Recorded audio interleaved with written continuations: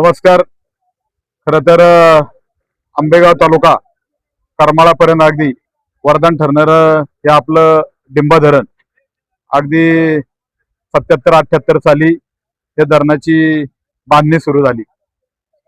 कैलासवासी दत्तात्रय दत्तात्रय वळसे पाटील साहेब, दादा कैलासवासी बिडियांना काळे, अण्णासाहेब आवटे ह्या जुन्या मंडळींनी त्या काळामध्ये खरोखर दुष्काळग्रस्त तालुका असल्यामुळं आपल्या या सर्व जुन्या मंडळींनी निर्णय घेतला आणि या डिंबा धरणाच्या उभारणीसाठी चालना द्यायचं काम नंतरच्या काळात आंबेगाव तालुक्याचे भाग्यविधाते माननीय नामदार दिलीपरावजी वळसे पाटील साहेब यांनी खरोखर अत्यंत तनमन धनाने त्यासाठी प्रयत्न केला.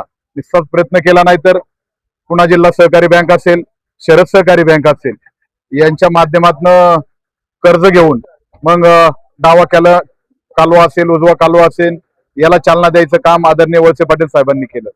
आणि त्यानंतर पूर्ण घोड नदीच्या वर सर्व कोल्हापूर पद्धतीचे बंधारे आदरणीय साहेबांनी शासनाच्या माध्यमातून करून घेतले. म्हणजे दूरदृष्टी नेता आदरणीय साहेब आहेत. आणि तालुक्यात पाणी नेल्यानंतर, खरं तर नुसतं पाणी नेल्यानंतर माझ्या शेतकरी राजांनी काहीतरी त्या शेतात पिकवलं पाहिजे म्हणून भीमाशंकर सहकारी साखर कारखाना उभा केला आणि खरोखर पाणी दिल्यानंतर शेतकऱ्याच्या हाताला काम द्यायचं काम केलं आणि असा भीमाशंकर सहकारी कारखाना उभा राहिला.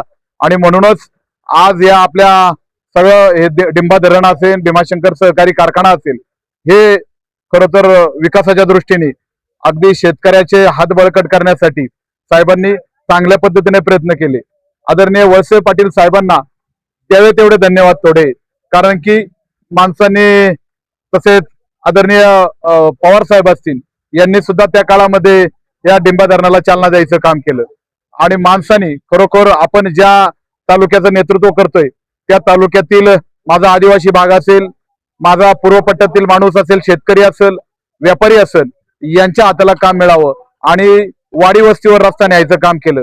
द्याल तिथे पाणी, सगळे भाग सुजलम सुफलम आदरणीय वळसे पाटील साहेबांनी केलं. आणि खरोखर आज पाणी पूजनाच्या निमित्तानं सर्व आंबेगाव तालुक्यातील कार्यकर्ते उपस्थित झालेत. मी सर्व कार्यकर्त्यांचे मनापासून धन्यवाद देतो आणि थांबतो.